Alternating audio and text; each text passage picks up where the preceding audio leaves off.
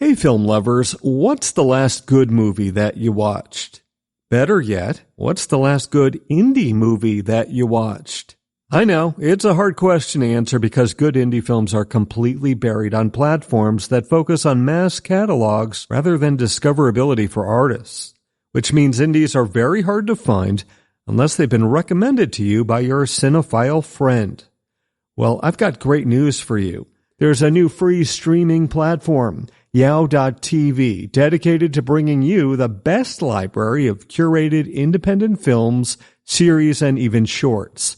Join the growing community and sign up today. Experience the new indie at Yow.tv. That's YOW.tv. I put in all this pre-work so that I could show up and just live. And it's a really tricky fine line because I would catch myself sometimes showing the work, wanting to show what a good boy I had been, what a good student. Look, mommy, I did all my homework and the extra credit. It's not about that. It's just about doing everything I could so I could show up and live. Filmmaker Magazine presents Back to One with Peter Rinaldi. Michael Chernus is an actor. He sat down with me on the Upper West Side of Manhattan to talk about the work. Because you're the actor that you are and because you listen, I want you to be able to, if I'm not hitting on something and something else is important, I want you to just be able to say it without a prompt. Do you know what I mean? Yeah. And I because I think there are things that you may have even been thinking about, thinking like, once I get on Peter's podcast, I'd like to talk about this. Yeah. There is no other place to talk about some of this stuff. There isn't. And so, we were talking earlier about your show, and I referred to it as like a great teaching tool, and that it should be listened to by acting students all across the country. And I think what I mean about that, to be more specific, is for me, it's the accumulation of the episodes that I've listened to. It's not that there's one episode that is so outstanding and unlocked acting for me. There are great moments, of course, in all the episodes, but it's about the sort of relaxation I feel listening to your show, knowing that there are a million different ways to approach acting, that there isn't a right way. Yes. And I feel like it took me years to learn that. I went to Juilliard, which I learned a ton there. It's a great program, but especially when I was there in the 90s, it was a rigid program. And I felt like I left school feeling like there was a right way to be an actor and a right way to speak Shakespeare. And it took me years to learn that there are as many ways to approach a role as there are human beings on this planet. That like, it's such an individual work. And that's the crazy making thing about it sometimes is there are all these tools that we have available to us as actors and ways in, whether it be, physicality or a speech pattern or, research or developing your character's history, given circumstances. But at the end of the day, those aren't acting, right? Like, and so we can do all this preparation, but it's really, it's a thing that is unique and individual to the actor that almost cannot be verbalized. Now that sounds really precious, but I'm on a show talking about acting. And at the end of the day, I can tell you all the things I do to work on a role. But once someone calls action or the stage manager says places, there's something else that happens. And it is mysterious. And sometimes it's even mystical. And sometimes it's magical. And you were saying earlier that, if you don't like that I'm saying this, you can cut it, but that you were afraid of actors for a long time. And I get that. I'm afraid to talk to other actors about process sometimes because it is such a personal thing. Everybody's approach is different. And I think a lot of us have a fear of, I don't want to talk about this because I don't actually know that it's conscious for me. Like I've listened to a lot of your episodes and you often ask like, how do you prepare? Or like, what's your process? You get a script. And so many people are like, I don't know that I have a process.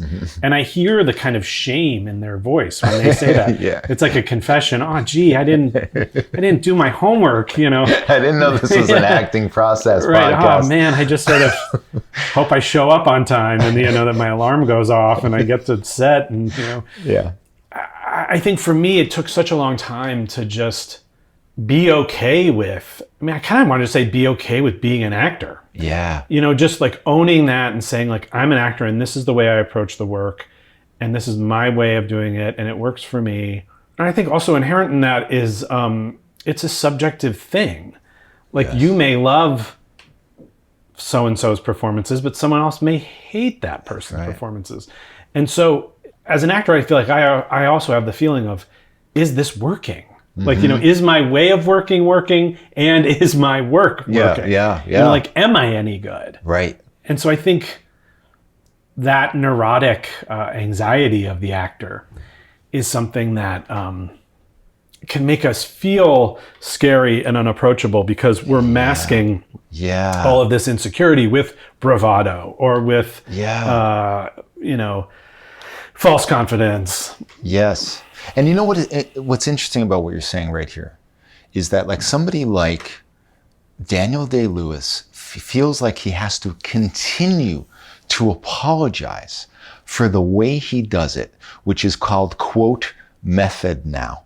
Right. You know, the quote method. Which isn't the method. Which isn't the method. That's why I'm putting quotes around it, right? But he has to continue to apologize or defend it. And that bothers me. But it's also like what you're saying is like, once you realize that there's two things. What is the worth of my result? But then when they come to a realization that they got to a place that is effective, and then they analyze their approach and they see that it's very, very fluid and strange. And then they're like, there's a guilt then with that of like, wait, that's not how I was trained. That's not the quote process that is accepted.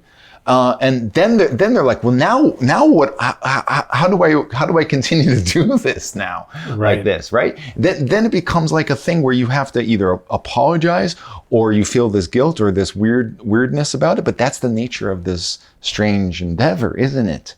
Where it's like, no, it is. I think this realization you're talking about has to come for everyone.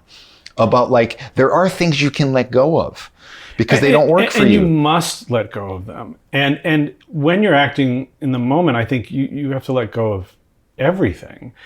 Almost like a professional athlete. I don't know what that would feel like, but what I imagine, you know, if you're Tom Brady, you're not thinking, okay, this play that I'm about to call, he goes here and he goes there, and then how does that work? Yeah. You're just playing football at that point. And you've logged your 10,000 hours of practice and you've memorized that playbook backwards and forwards so that when it comes to game day, it's all impulse. You're reading the field. Yes. You're seeing who's open in that moment. And maybe you called a certain play, but now that play doesn't work because the defense is doing something. And so you've got to adjust to the moment, right? And when I was in school, they talked about if you're not listening to your scene partner and not reacting and responding to this living, breathing human being in front of you, you're only giving like a two-dimensional performance. You're doing the thing that you worked on at home in your mirror, or you're showing us, the audience, that you did all this research on the Civil War or whatever the play or the TV show is about. And at the end of the day, who cares? That's not interesting. We want to see what happens in the space between two people. Right? Yes. And so your job on set or on stage is to show up and be present to the moment and be ready, and not only ready, but excited about the accidents that might happen, which is where the magic lies. Exactly. And so all this preparation and all this process and all this training and all the acting books and the classes, those are just to get you ready to show up on game day. Yeah. And throw the football. And be there. Yeah, and be there. Yes. Be there. And be there and be present and be in a state of play and playfulness and, ready to improvise. And I don't mean necessarily about text because, most writers want you to be true to the text. I'm talking about an improvisational spirit. I think you're hitting on a very important analogy here that I never heard, and I love sports analogies, of course. And if people don't know football, I'm sorry, but I'm going to say this to people who know football. The coach actually wants you to stick to the play. I mean, so we're going to analogize it by coach is director. Right. The coach wants you to stick to the play unless the defense changes. Exactly. And then if the defense changes, it's actually a dereliction of your duty to stick to the play. Exactly. Right? That's why you're talking about being in the moment. The ultimate way is not just following direction. No. And the director or the coach would actually say, yay, you changed the play.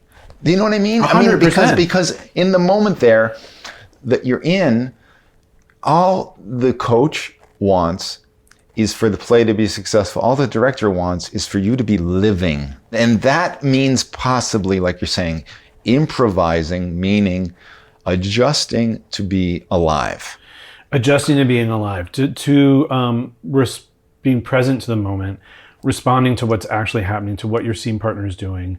Because even if let's say it's a play and you've been up and you've been running for 10 weeks, that person is still doing micro things differently every night, whether they're conscious or unconscious. There's something that's slightly different about them. Yeah. And you can always find those things. And it makes it alive for you. Yeah.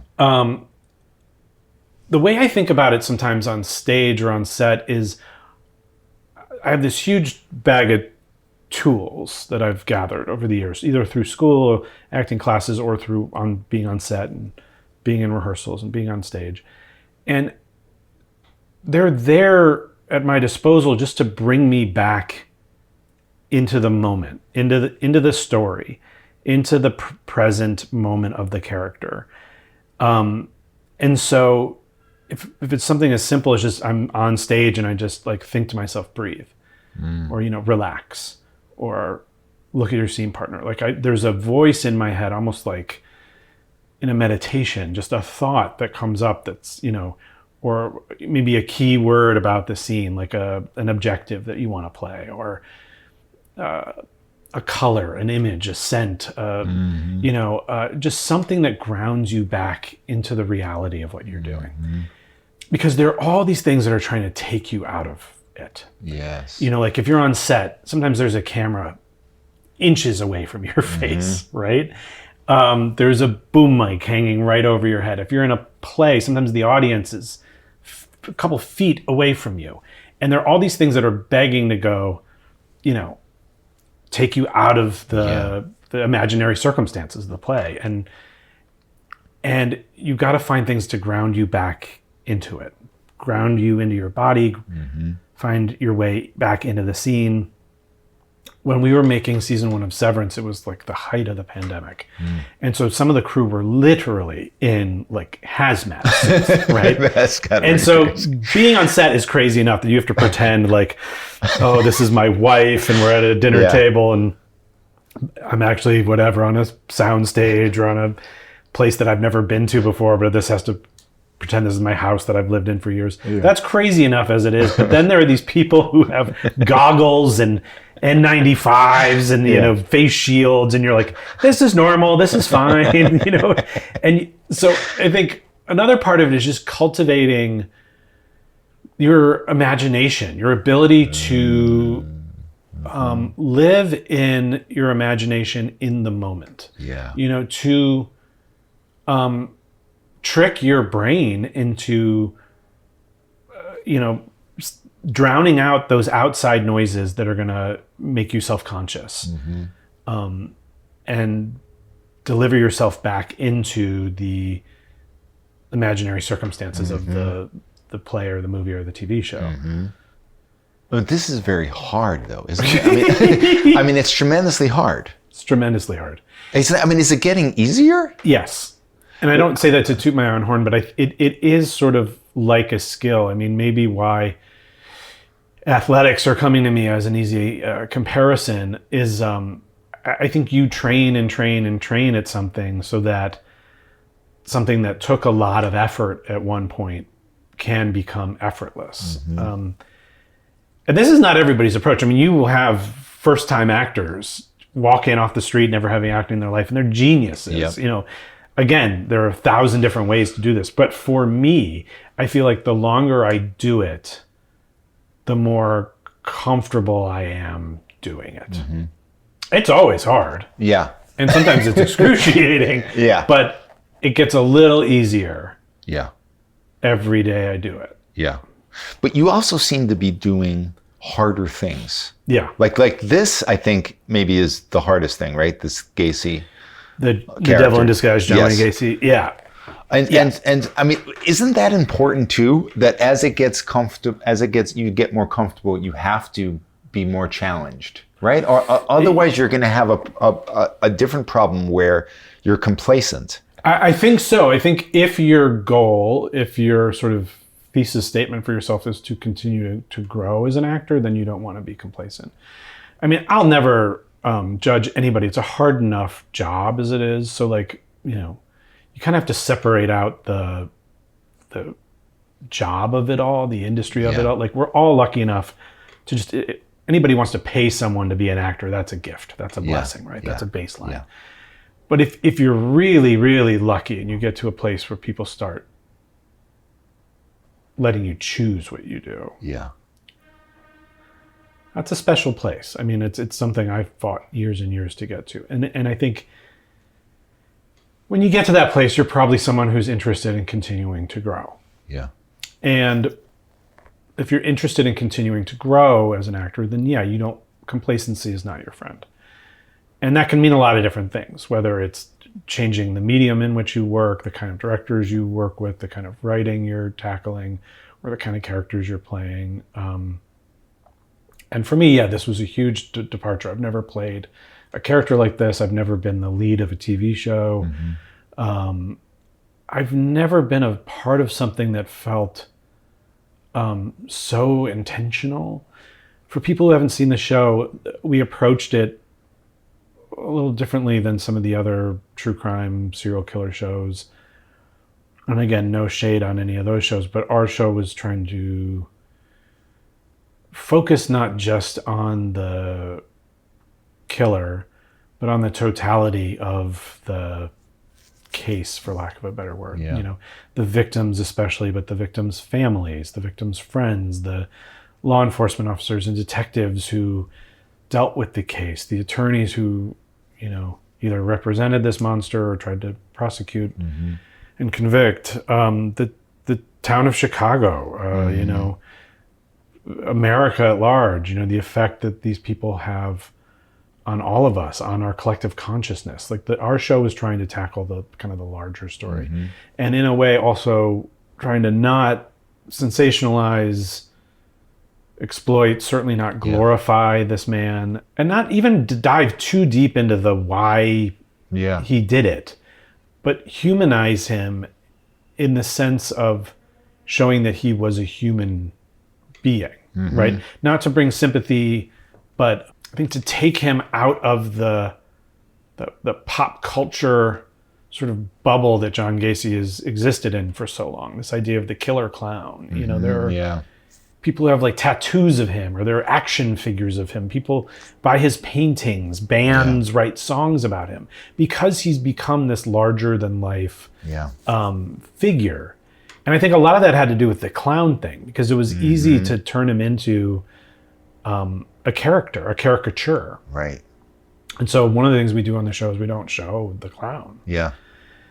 And that's all I ever knew of him. I mean, I know. Yeah. Forever. Forever. You would have thought he wore that clown outfit every day of his life. And the truth was, it was just a small part of who he was, the clowning. So our show is trying to counteract that. So to bring that all back to your question about like, this is a departure, what I meant by being a part of something that was so intentional was, it would have been hard enough to play John Wayne Gacy on just your sort of run-of-the-mill serial killer show where I just had to embody him and become him and research him and, you know, play him. But this was within the context of a larger purpose, right? And that's one of the many elements of acting that is interesting to me and also really tricky is like, you're not just creating a character in a vacuum, right? It's not like in an acting class and you're just doing like a little study, an etude, a character sketch of someone.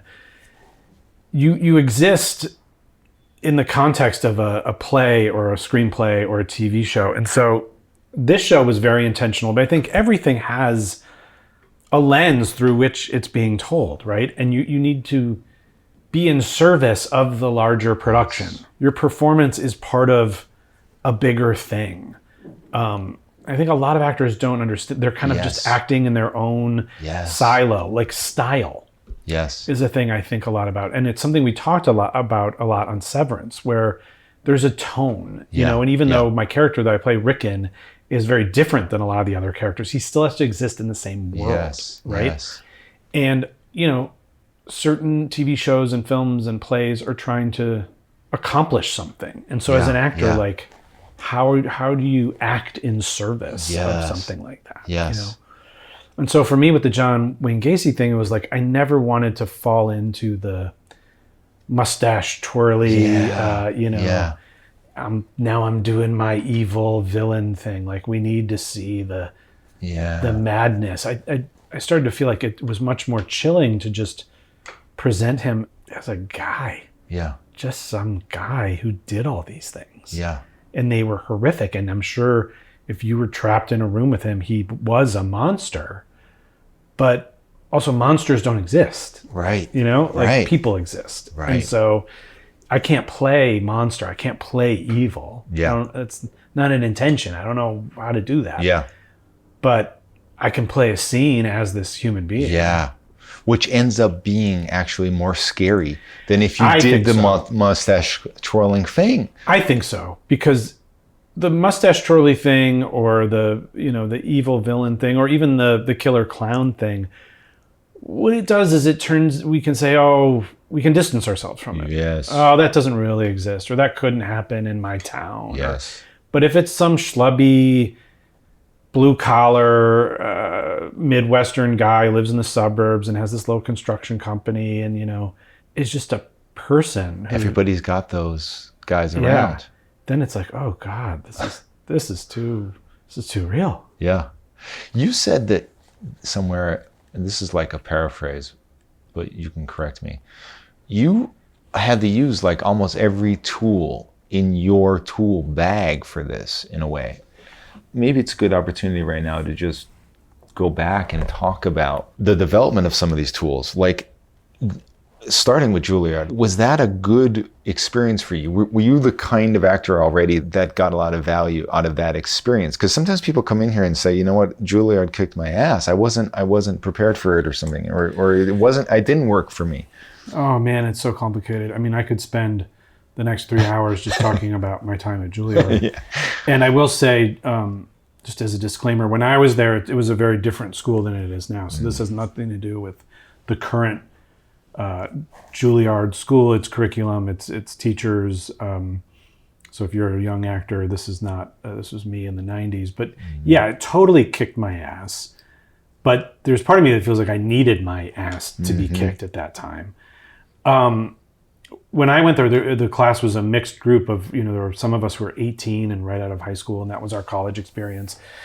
And then I think the oldest person in our class was like 32 our first year. And so the difference between an 18-year-old and a 32-year-old, that's an ocean of experience. And I mean, so, you know, one of the first things for me was just, I felt like I was pretending a lot when I first got there to be someone I wasn't, to be older than I was, to be more educated than I was, to be more experienced than I was, faking that I had been exposed to different, you know, playwrights or films, you know, like, and just lying and just, you know,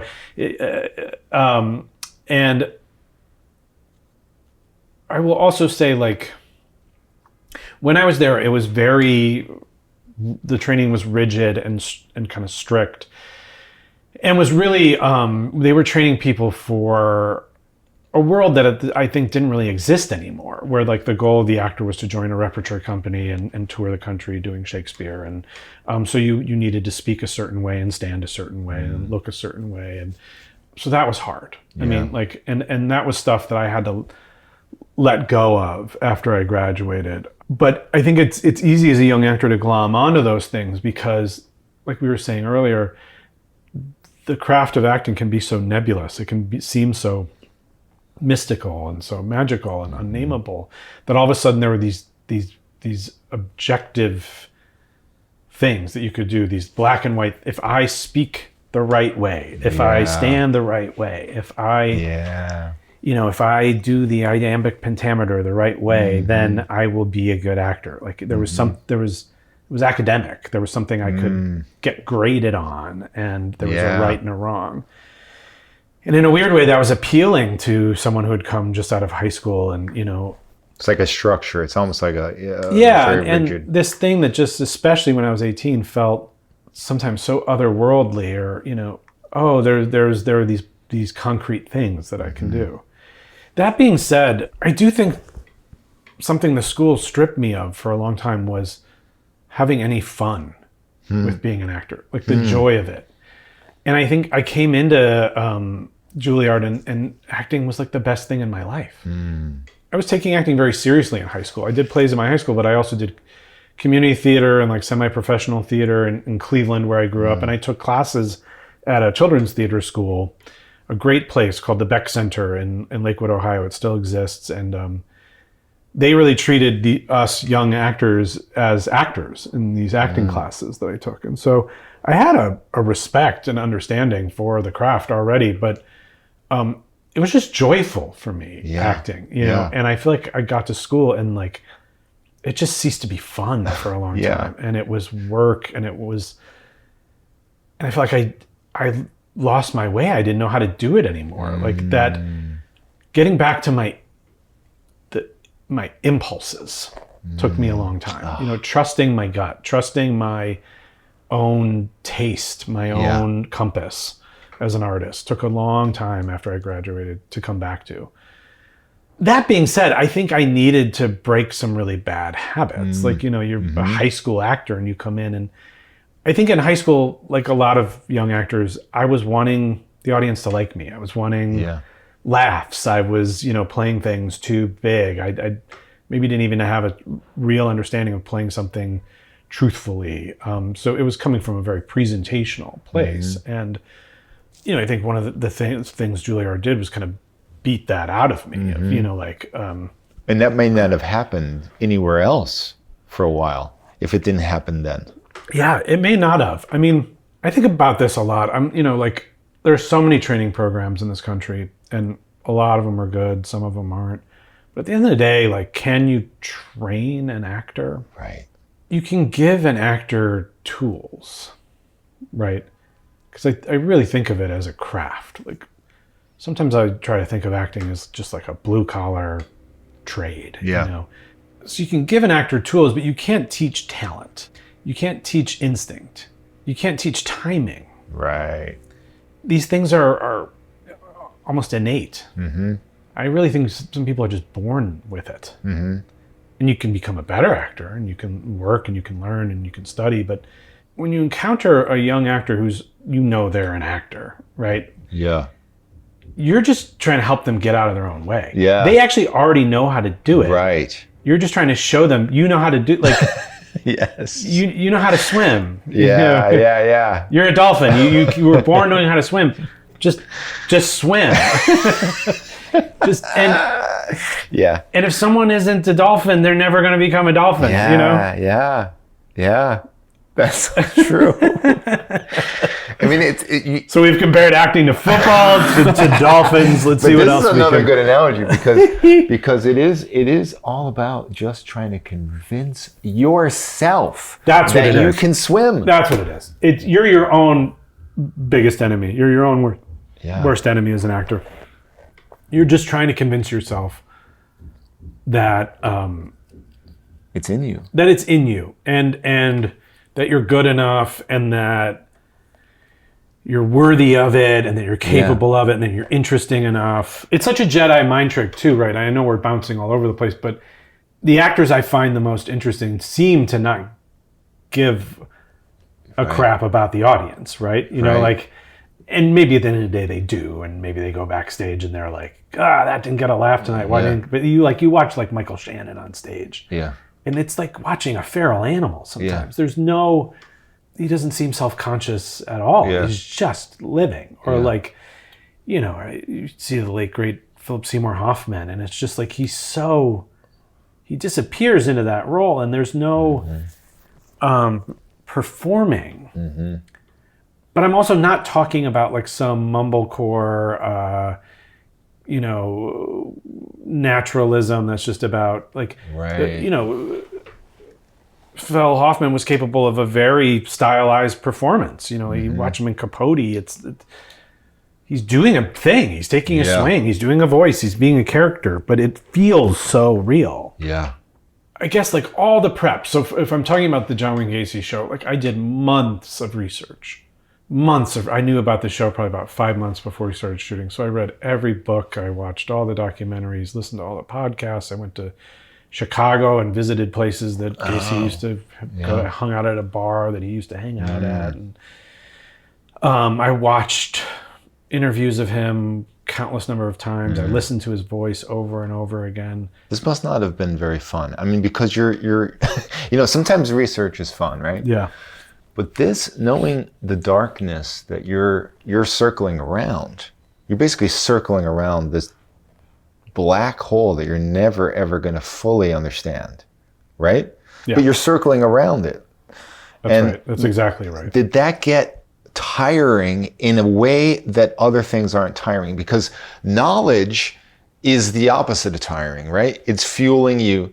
But this is like you're circling a black hole. Was it getting to you? This part, I mean, it was getting to me, and I think I didn't understand how much it was getting to me until it was over. And even now, a year later, doing press and stuff for it, I think I realized some of the effect it had on me emotionally. But at the time, this is probably the only interview I could really say this in, because like there's context for what I'm about to say, but there was a lot of freedom in doing it. And I'm hesitating from saying like that there was fun or joy, because it certainly wasn't joyful. The material was so dark, and I despise John Gacy. I'm not, there was nothing fun about who he was, but there was some kind of freedom as an actor.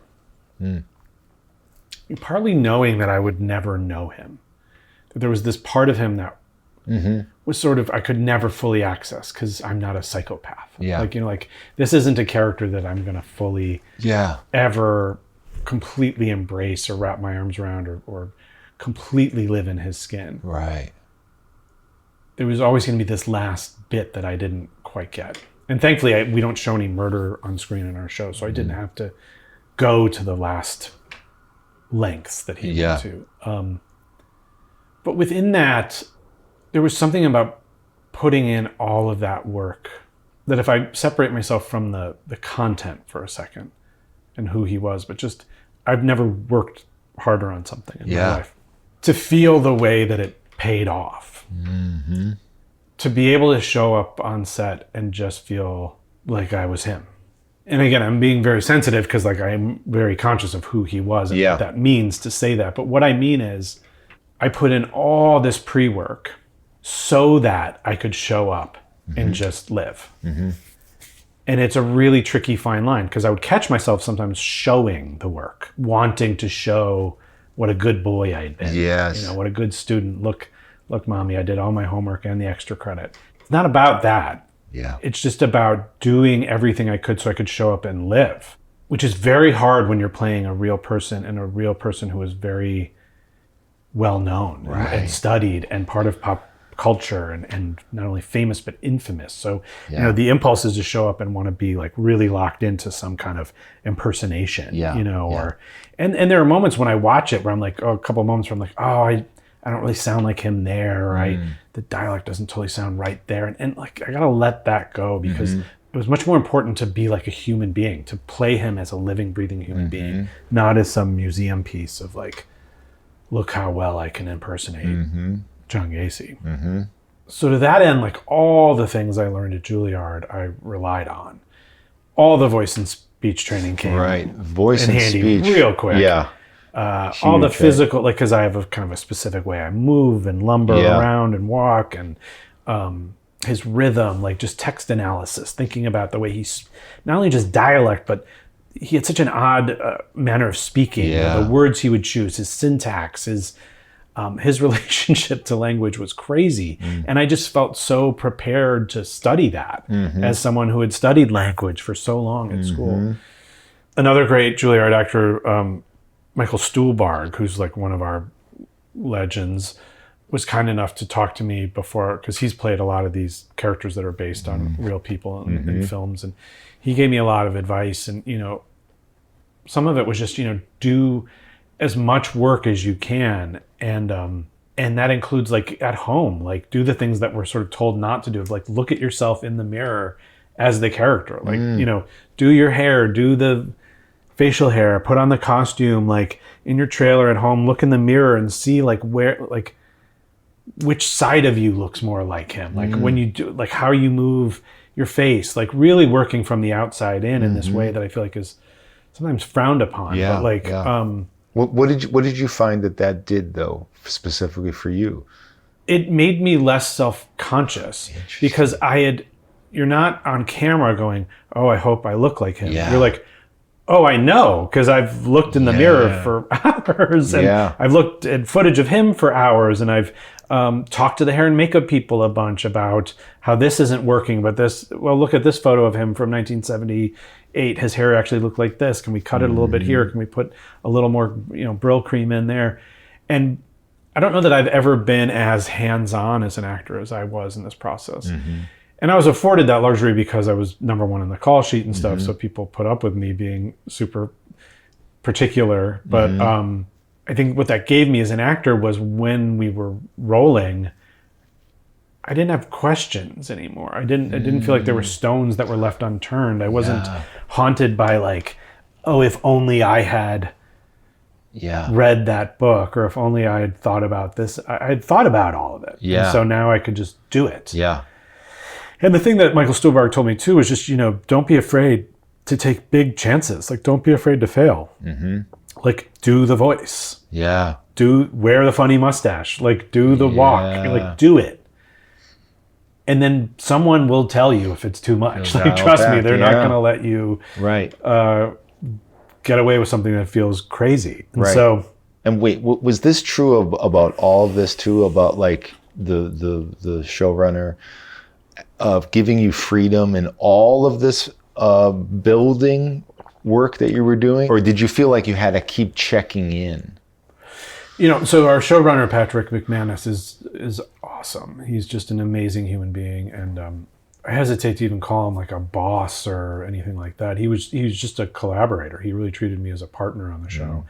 And he is a leader. That's the perfect. He's a brilliant leader. And I think one of the things he does so well is he trusts everybody. He trusts that you're a professional and you got to this point because you know what you're doing and you're going to do your work.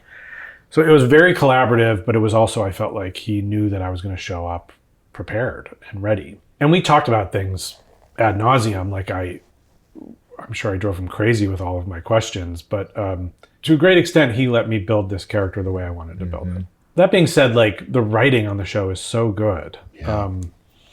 And especially the Gacy character, it feels like how he spoke. And I feel like all the writers really captured his weird way of speaking. And so I really also just leaned on the text eventually. There was a point where I had to drop all the research and just, learn those 8 scripts. And also remember that we're not making a documentary. I think one of the traps you can fall into when you're playing someone who really existed is it is fictionalized.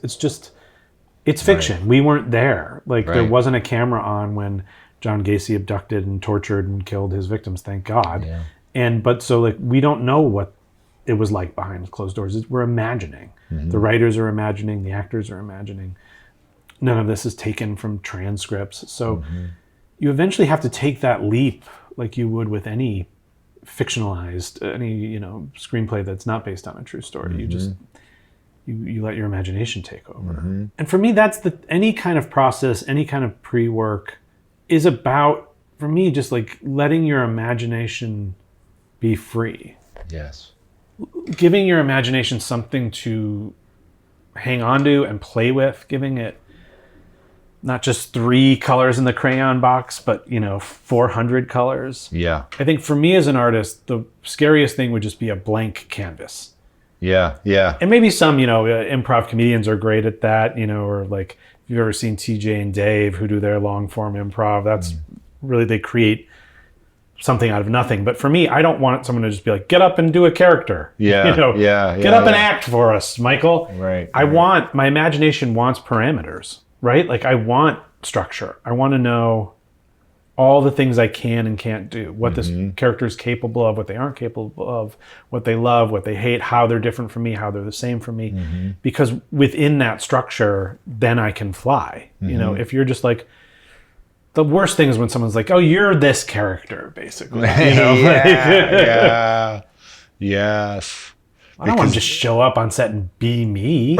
Right. What does that mean? Right. This is going to sound like the worst question that I've ever asked on this show. Perfect. But I feel like I need to talk to somebody like you in this way. And then I have an example here. Now I'm making an assumption here. Please don't be afraid to tell me I'm totally wrong. Yeah. Isn't it crazy that there is still this temptation when you get a script to just ask yourself, how am I going to say this line? Completely. You know what I mean? And somebody like you who has gone through so much, right? You had a playful approach to acting. You got your ass kicked by Juilliard, one of the great acting schools. You got it back. You got all this experience. You figured out it's about being alive. And yet you still get a script and say to yourself, how am I going to do that line? Yeah. Right? Because that's not where the work is, right? If the idea that you are asking yourself that must like, why is that temptation still there? But I thought of this because there's a line that you say in episode 2. It's the end of Act 1. It's like right before the commercial. For those of you who can't afford Peacock. Cheap Peacock, yeah. Myself included. Here's the line. It'll be better if I can show you what's what. You say that to the police. Yeah. It'll be better if I can show you what's what. Everyone, just go and watch Michael do this. Thank you. Because it's brilliant in that, but it made me think. The only way you can do this is if you didn't fall to the temptation of just trying to do it right. Yeah.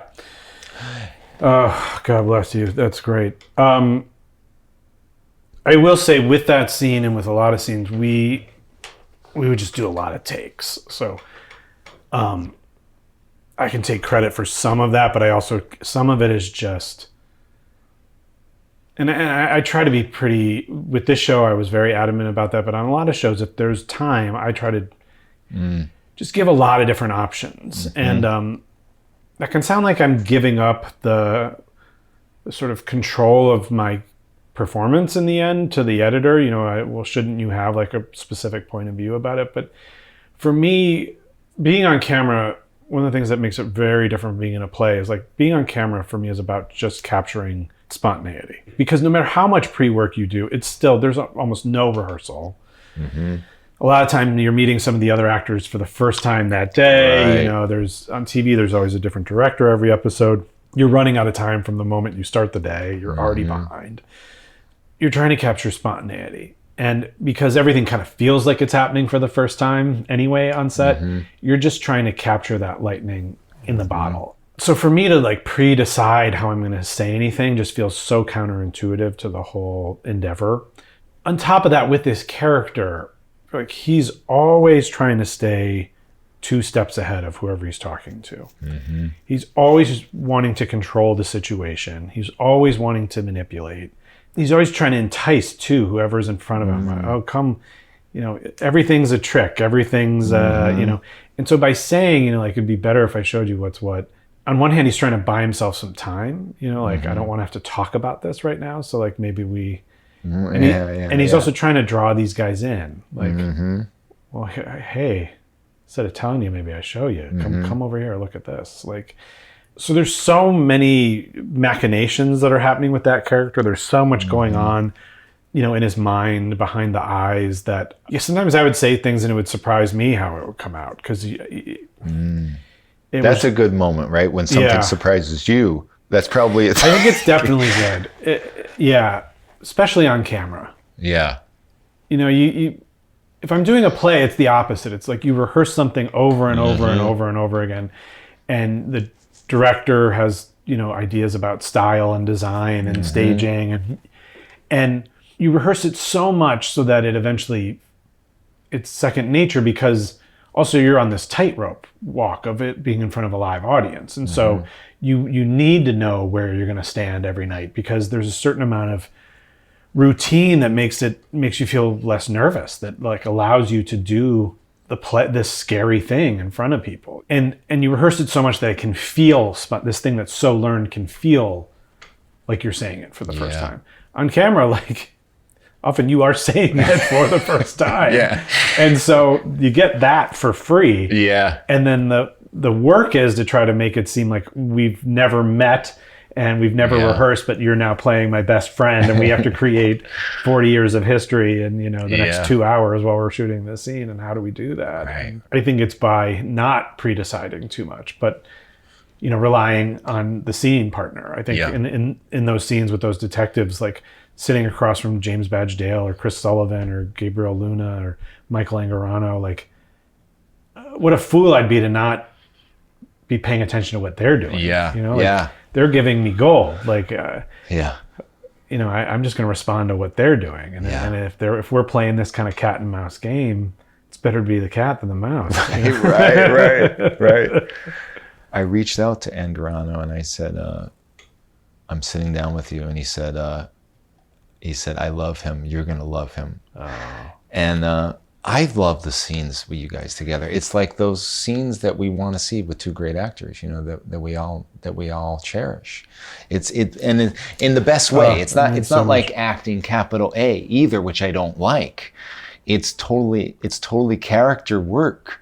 But how much does it matter to you that you like the person you're with actually as a person? And also, going with that, how important is it that they work in the similar way that you work?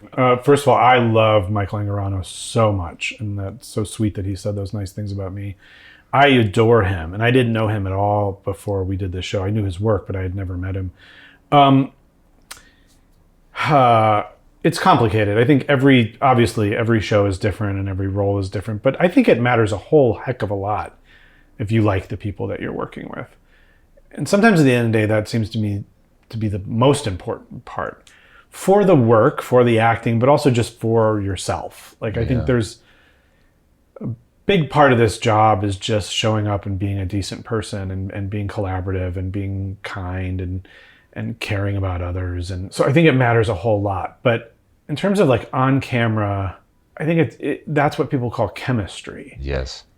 I think obviously it helps if there are 2 characters that like each other or have some kind of friendly familial relationship. I think even though Gacy complained about Sam all the time, I think he was just tickled by him. And they had such an odd relationship. But in so many of those scenes, it's what's coming through on the camera is actually me just enjoying Michael's performance so much. Just enjoying getting to act with Michael Angarano, Sam Amoranti. It was... it's just such a joy to sit across from him and hear his Chicago dialect and have him bang on a table and be like, John! And we were talking about this earlier, but the spirit of playfulness. Yeah. Right? That's, for me, at the core of being an actor. Like, you do all this homework so that you can show up and just play. Yeah. And when you're with someone else who's also playful and is there to catch the ball and throw it back, Yes. that's the best. Yes. And it doesn't matter how they get there. So it doesn't matter how you work. Right. Or how you approached it, how you learned your lines, how you thought about your character. Because at the end of the day, if you're going to catch the ball and throw it back to me, that's all there is. And I don't care if you're Meisner, Adler, Stanislavski, Buster Keaton, whatever, whoever inspired you, whoever taught you. If we're there and you're listening and you're breathing and we're playing, that's it. Because then it doesn't matter how hard the material is, how graphic it is, how scary it is. If you really trust your scene partner, then you're good. It seems like when you know they're going to bat the ball back, that's a certain kind of support that fuels the work. But what about when you're in a scene with somebody that isn't, and maybe it's a new person, maybe it's a person that's just on the set for that day and they're frightened. Yeah. And you actually don't know how they're going to bat the ball back. Man. I mean, but isn't it funny that acting is the kind of thing that actually can work too, because it takes you off your game for a second, but it makes you more alive because you don't know.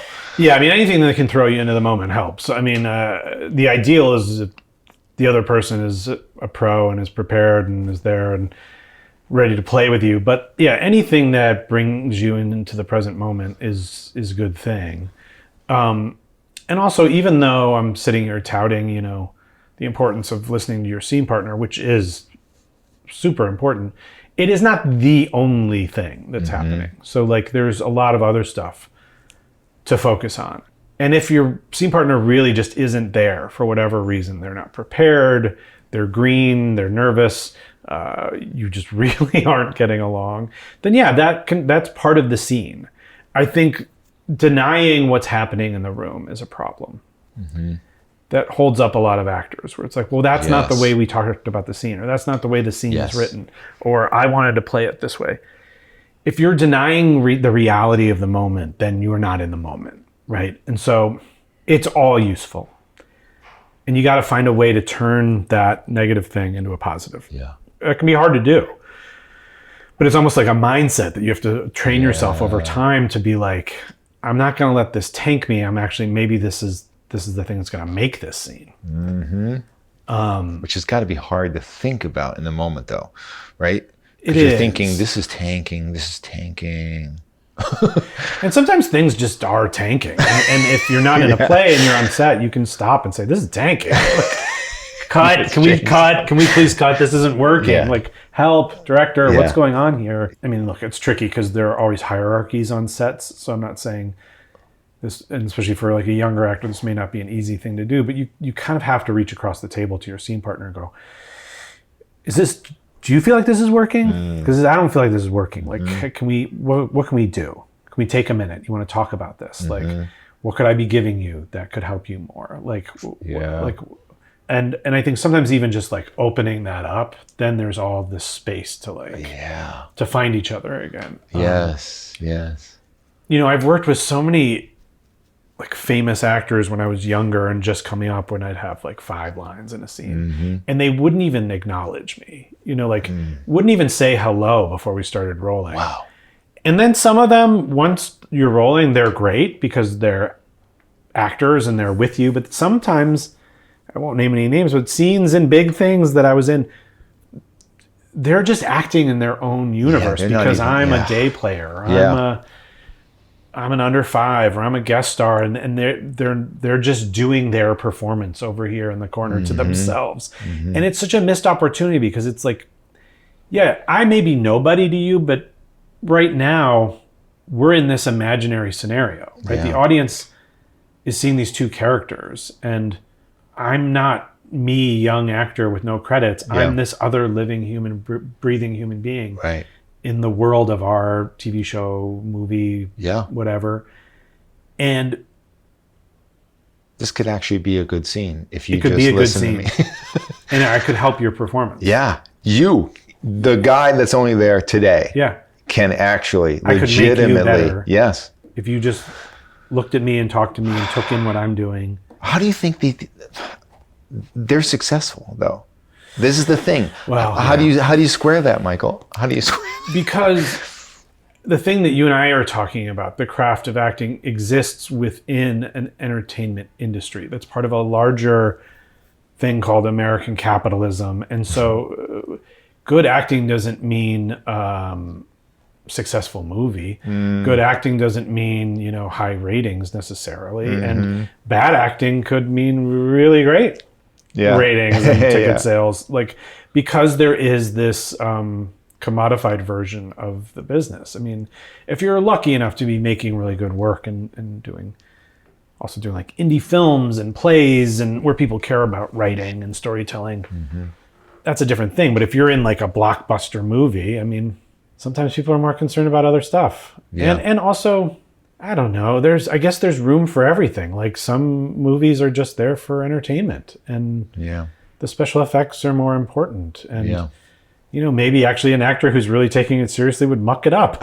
Yeah, right. Because we just want a two-dimensional performance. Here. We want a one-dimensional. Yeah, we don't need that superhero to seem like a real person. We need them to seem like a superhero. Yeah. But speaking of this, you said that you took the responsibility of being number one on the call sheet very seriously on this. Oh, deadly seriously. Yeah. And so what does that mean? Like, how did that manifest itself? Well, first of all, like what I was saying is I think, in my opinion, the best work happens in a good working environment, right? That's not even just on a film set, like just in any job I've had in my life, or, like no one wants to work in a toxic environment. No one wants to work with people who don't treat other people well. And I've just been around long enough that I've witnessed what it feels like when the number one is grouchy and not welcoming and mean and not inclusive. And so I wanted it to feel like a set where everybody was welcome in every way that phrase means, like, and that everyone's ideas are welcome. And if it was going to be this dark subject matter, I didn't want the workplace to feel dark. I wanted us to only be in the darkness for as long as we had to be. And the thing I keep saying is I didn't want people to deal with John Wayne Gacy any longer than they had to. We were already going to spend hours and hours with him every day. Yeah. Like the second we call cut, I'm not going to stay in character. Yeah.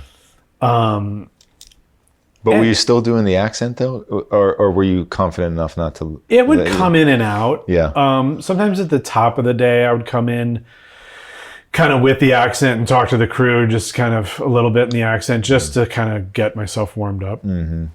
But in a way, I kind of had to drop that too, because it just was such a indicator that I was him, And, but I've been lucky enough to be on sets with great number ones, and I know the difference. So like when I did this amazing show called Manhattan that no one really saw, but John Benjamin Hickey was our lead actor, and he set such a wonderful tone and set the bar very high as an actor, but also just the feeling of the show was so inclusive. I mean, the bench was very deep on that show.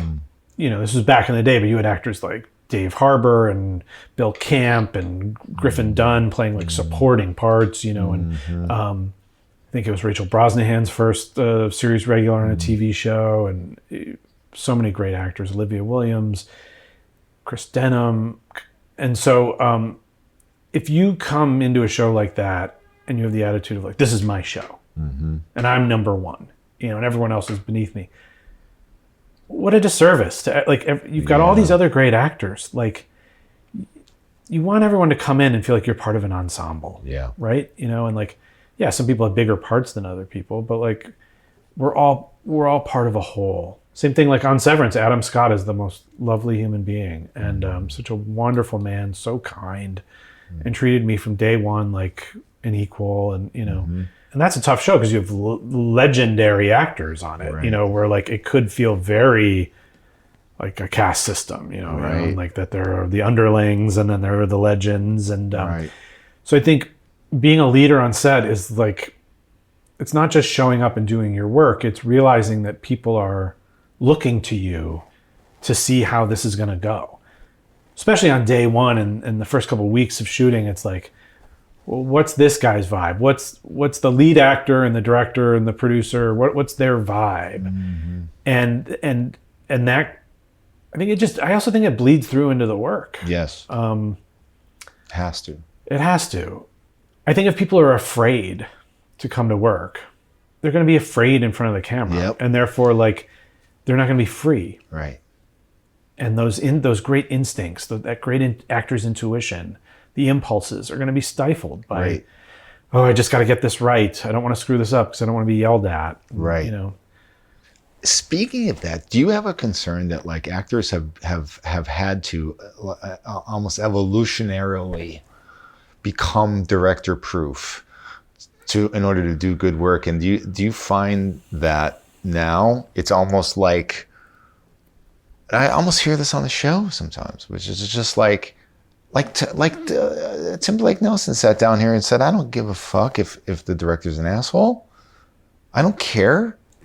I will do my work. Well, I'm thinking like, no, it's good that you don't care, but how much better can it be? Like, we don't know that. Yes, actors are able to do their work because they have evolved in this industry in this way, where it's like, yeah, like I said in the beginning, there are people that are successful that don't know how to talk to actors. So actors had to evolve and be able to do their work with people that don't understand them. But that doesn't mean that we should still cultivate an existence where directors don't understand actors and don't give them what they need, right? Completely. I mean, this is a tricky one. I mean, just to address like someone's energy, first of all, just because someone is kind and inclusive doesn't make them a good director, right? It's one piece of the puzzle. You still have to have talent and vision and an understanding and a point of view. And but I've been on plenty of sets and where we all had a blast and everyone got along, and the thing wasn't very good in the end because there was just something missing, a key ingredient. The writing wasn't good, or just and I've been on things where it was just a disaster, vibe-wise to make, and everyone hated being there, and the end product was good because there was still talent there. Yeah. So I'm not saying it's not the end-all and be-all, that if you're just nice to people, you'll have a good movie, and if you're bad to people, you'll have a bad movie. That's certainly not true. We know that's not true. But if all the other elements are in place, you got a good script, you got a good cast, you got a good DP, and the director is smart and intelligent and has a point of view, if they choose to treat everyone poorly, in my opinion, it's going to be a lesser product. And we're talking degrees, but because people will be performing out of fear. And I just don't think your best work can be done that way. Yeah. I've been on those sets and I know that I'm just trying to get it right. Yeah. I don't want to upset the director. I'm trying to please them. Yeah. And I can smell that in my performance. And then I'm not free to explore. Mm-hmm. I'm not saying I need attaboy, good boy. I don't need a ton of praise. It's not about that. It's just about feeling like it's an environment where it's safe to try things. Mm-hmm. That being said, I think there's ground for directors being frustrated with actors. Actors can be the worst. They show up hungover. They show up unprepared. They didn't learn their lines. They don't even know what scene is on the call sheet today. They're thinking about, are we going to wrap early so I can go see the Knicks play tonight? Or, so there's reason for directors to get upset. Yeah. I think if anybody, director or actor or anyone, crew, is disrespecting the work, there's room to get mad. Yeah. But if you're starting from a place of, before anyone's even done anything, you're coming from a place of, just instilling fear. Yeah. You're not going to get the best out of people. Right. And thinking that is somehow, and I really do think some people think that this is somehow actually a form of fuel. Oh, fear is actually an energy that will help people. I think so. I think hopefully that's dying out, but I think that's an old Hollywood thing of like, yeah, I'm going to crack the whip and I'm going to make them afraid of me, and that's going to... Yeah. And maybe there also was a kind of actor back in the day who needed that kind of... They weren't scared of the director. They would show up drunk or high or late or whatever. I think hopefully there's a new generation of actor who's coming up who takes the work seriously and knows how lucky we all are just to get to do this with our lives. I mean, the world is so crazy. So many people are suffering that the fact that we get to play pretend for a living is such a blessing. Yeah. But I do feel like, the older I get and the more I do this, if I can ever be choosy, one of the things on my list is like, who are the people I'm working with and what are they like? I know Patrick McManus on Devil in Disguise had a strict no jerks policy, and it showed up. I mean, not just in the cast, but in the crew and the writers and the directors. It was, if we're going to put so much of ourselves into these shows and take time away from our families, and why do I want to do it with a bunch of assholes? Yeah. Yep. I think we need to know, is there something besides the obvious things that you find from a director that is helpful for you, that you want to talk about, that maybe is even specific to you, and that maybe you've from talking to other friends that they don't really care about? I like direction. That might sound simplistic, but I think some directors are afraid to direct, to give notes, to be specific.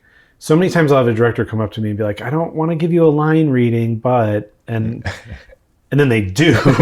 Yeah. Which, first of all, I don't mind, because I'm never going to say it exactly the way you do, but try giving me something other than that. Like, try talking to me about the scene and what you want. And I feel like, I don't know if it's because there's never enough time on set, or maybe once you get to a certain level, actors are treated with kid gloves, and you're supposed to treat them with all this, reverence and authority and respect, and it's too much sometimes on set, where it's just like, okay, enough with, it feels like here come the royals, like everybody out of the way. Yeah. Can we get you a donut, Mr. Chernus? It's like, no, let's just can we just work? And I think sometimes directors are just afraid to come in and say, let's try this, or like, you're not doing this, or like, here I'm seeing this. And for me, it's just give me something to do, to think about, a note to play with, because there's so many different ways this scene could go. And what do you want? Like, you have the larger thing in mind. Like, I'm playing my character, but you have, hopefully, you have the edit in your mind. You have, you're thinking about how this whole episode is going to go, or how this whole movie is going to go. Tell me what you need. I did a little indie movie, but with a director who was also an editor, and that was their main gig. And it was so great. This director, Julia Kotz, it was this movie called Inez and Doug and Kira, and she was so prepared. The most prepared director I'd ever worked with, who just came in because she was an editor. She was like, I don't need this. I know I need that.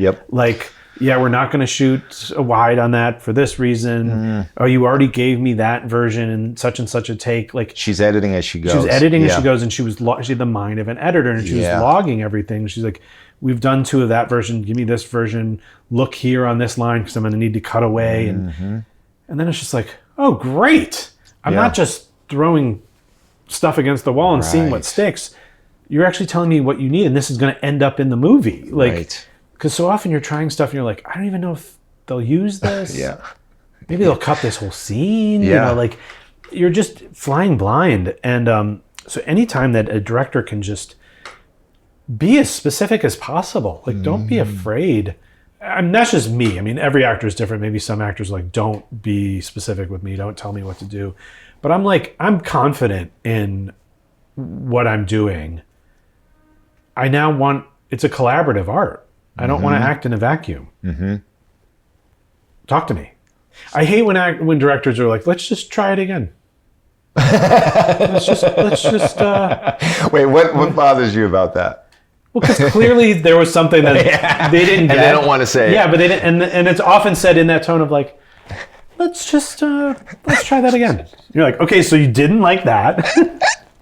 just try something else. It's the high voice goes up a little bit. Just try something else.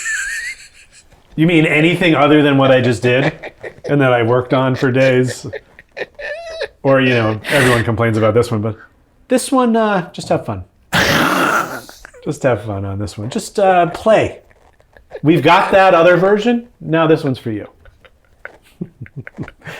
Oh, this one's for me? This one's for you. Then I'll go do it in my trailer, please. What do you mean this one's for me? Yeah. It's all for us, isn't it? It's all for the job we're doing and getting paid for. You mean all the other ones were for you? Yeah, all the other ones were for what? The other ones were for the producers, but this one is for you.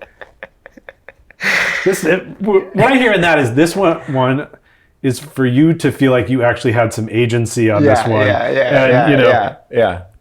But to be fair, sometimes what ends up happening, tension's off. Yeah, I'll ask for one more after they're like, okay, we got it, we're gonna move on, and I'll be like, let's do one more, and because all of a sudden it's a freebie, and it's like, let's try. Yeah, and that's you often find that's the one that makes it in, isn't it? Often it's the one that makes it in, and for me also on camera, coming from the theater, I still have a hang up about. I think it's a good hang up ultimately, but the word is everything. The play is the thing. The word is the Bible. And so I don't dare deviate from not only every word, but the punctuation. And so sometimes on camera, I will allow myself, okay, this is a freebie. Maybe I can improvise here. Or I can repeat things. I can muddy it up. I can make it sound like a person and add some ums and mess it up a little bit. And often that will be the one that goes in because it feels the most real. Right. Yeah, because when we feel like all the pressure's off and the camera maybe isn't even rolling or, then you can be loose. Then you can explore.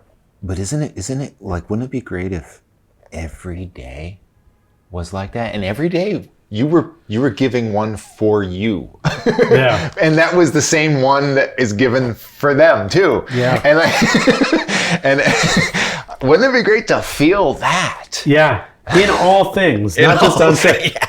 You know what? Today's for you. Your wife's this one's for you. Your wife's like, honey?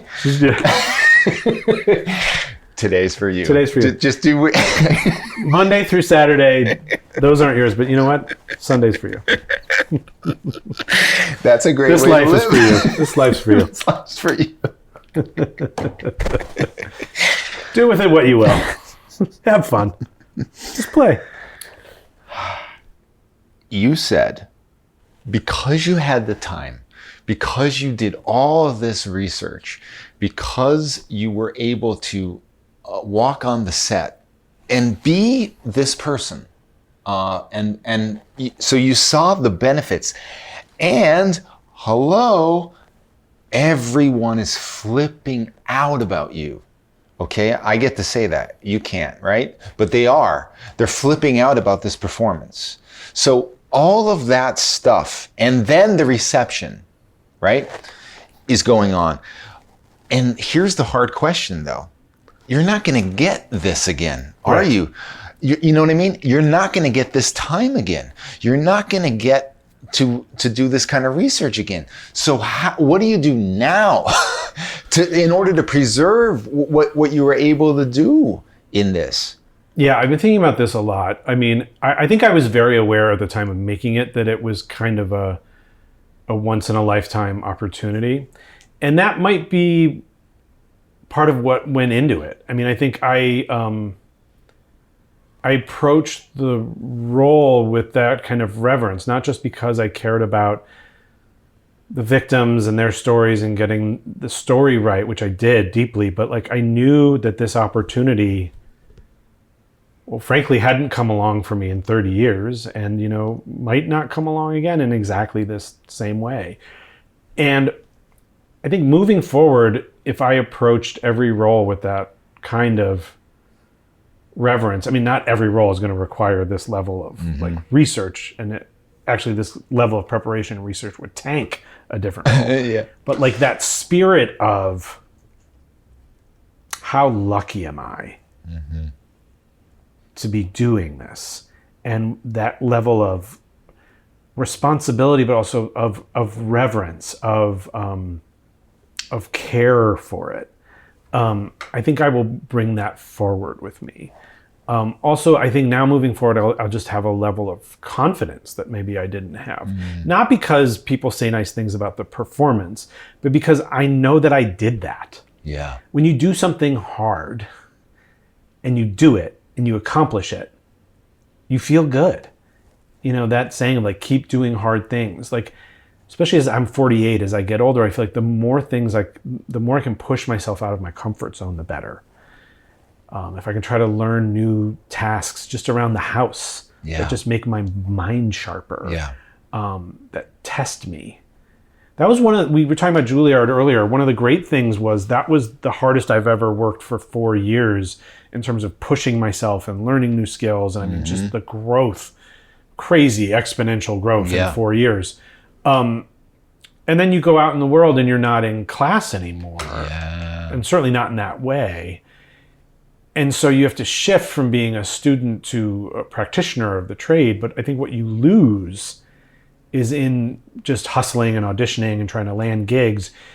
You stop working on the craft in that really intense way. And this role took me back to that kind of mindset that I had at Juilliard of just really being a tradesman and like going to the wood shop every day and working on the craft with my tools. And I think moving forward, I'll have the confidence and that satisfactory feeling of a job well done, you know, and I can approach the next thing with that level of confidence. But as much as I enjoy doing research, there's also a lot of fun in like, playing the character I played for 7 seasons on Orange is the New Black. I didn't need to research Cal Chapman, you know? It was like I just trusted the writing. There was some great writing for that character. He was so odd and quirky and funny, and you just show up and play. And so, if the next role that comes along doesn't require any historical research or any dialect work I will say I'm a big believer in there is no separation.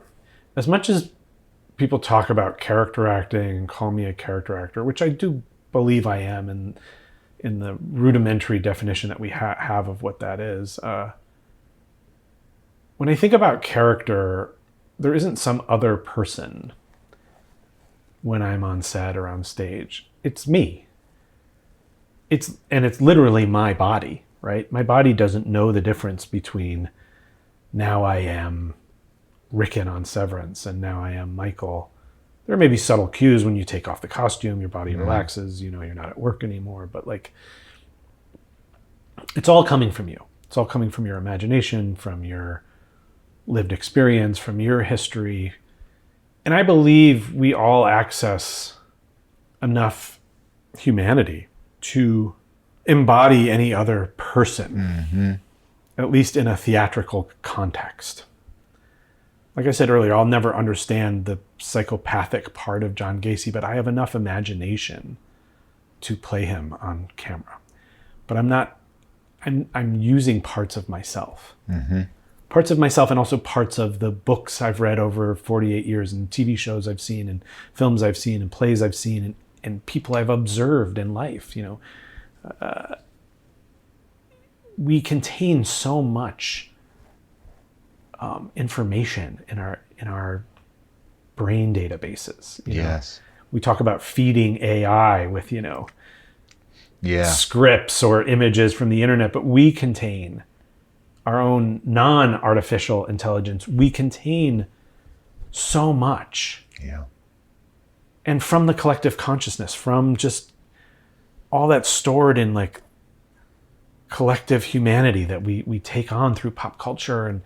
And as an actor, you have access to all of that imagination. Yeah. So I don't have to go out and whatever it is, live in a cabin in the woods for a bunch of months to be someone who lives in a cabin in the woods for months. I can imagine. Yeah. And I feed my imagination in whatever way my imagination needs to be fed for that project.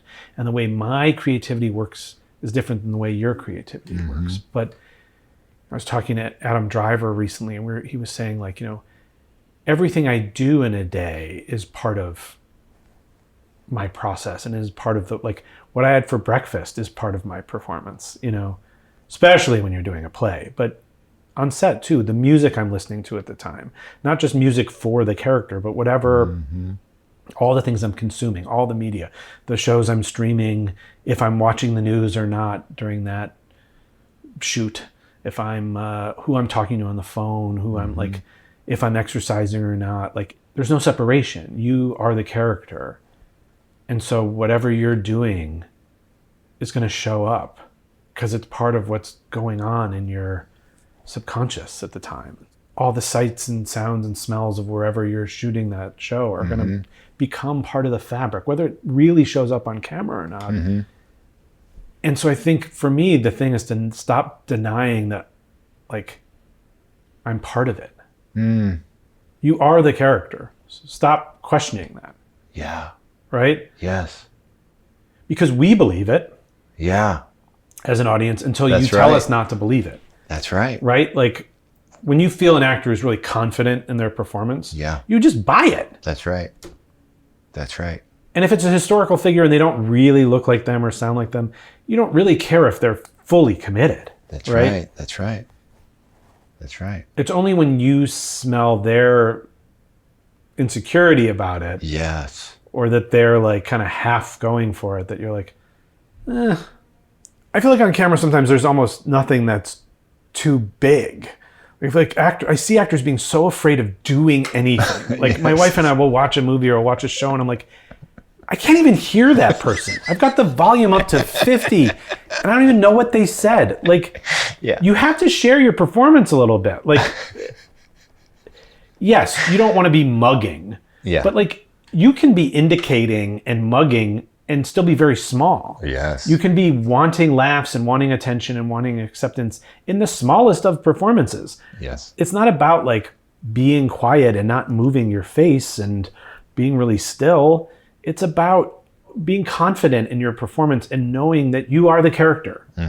Yeah, it was one of the things I struggled with the John Wayne Gacy role in the beginning was he was such a larger than life person by all accounts. He was this big, boisterous, braggadocious, social guy. He was physically big. He was supposedly loud and just took over a room when he entered it. And, it felt too big for camera. I was like, is this going to feel like a theatrical performance? Is it too, am I showing? Is it too much of a voice? Is it too much of a dialect? Is it too much of a hairstyle? Is it, at the end of the day, everyone was like, that's who he was. Yeah. If you don't embody him fully, then we're not telling the story. Yeah.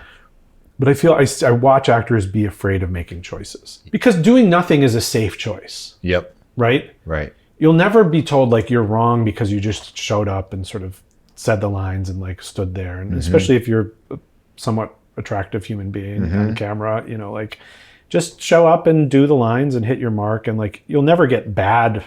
Right. You're just avoiding bad. Okay, good. Yeah, clap. Let's clap for the person who avoided bad. People make whole careers on avoiding bad. Yeah. But you'll never be good or especially great if you don't take a swing. Yes. And you might be bad. Yes. But more often than not on a big production, no one's going to let you be bad because it costs a lot of money. Right.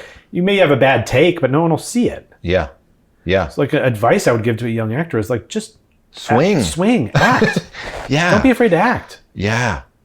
We want to see you act. Yes. We don't want to see you overact. Yeah. But we've come here, we've bought a ticket to watch you act. We didn't buy a ticket to watch you mumble. Yeah. It's so true.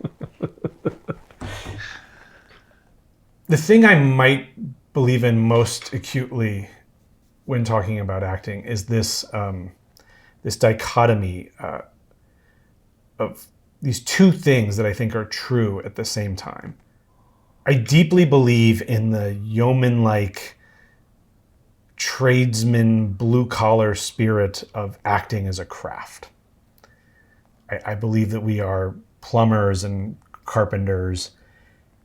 And then on the other hand, I deeply believe in the mystical element of acting, the magical, almost undescribable nature of being a shaman, of channeling wisdom and magic and ancient information through being a portal as an actor. Like, I believe in all of that airy-fairy stuff, and I also believe it's as simple as hammering a nail into a board. I think both things are true, and sometimes the what I find the most beautiful about acting is when those things come together.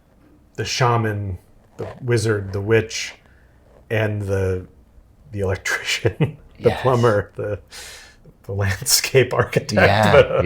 You know, I mean, marrying those two parts of myself, the divide between treating acting like a trade and acting like a religion. I believe both of those things to be true. It's taken me 30 years to try to start to blend those things together. Because there's something that happens sometimes on stage or on set where just like the muse takes over. And we all feel it. Even in the audience, we feel it when there's just like a great night. And like the magic is happening. The vibe is pristine. The energy's flowing. You know, it's the channels are open and it's happening. And then there's also the putting in the 10,000 hours, you know, doing the work, and putting in the reps, going to the gym, and both are true. And unclogging another toilet, you know, has to be done. And I think if you get too caught up in either, there's a pitfall too, because if you're not open to the muse, maybe it'll never truly be transcendent, your performance.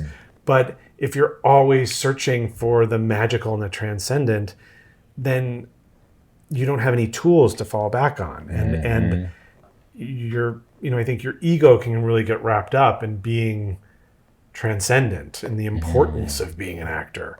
It is important work, and then it also isn't. It's also work, right? I mean, and that's the mind fuck of it, is it's both things. It's, you know, at the end of the day, you're just an actor. And at the end of the day, you're an actor.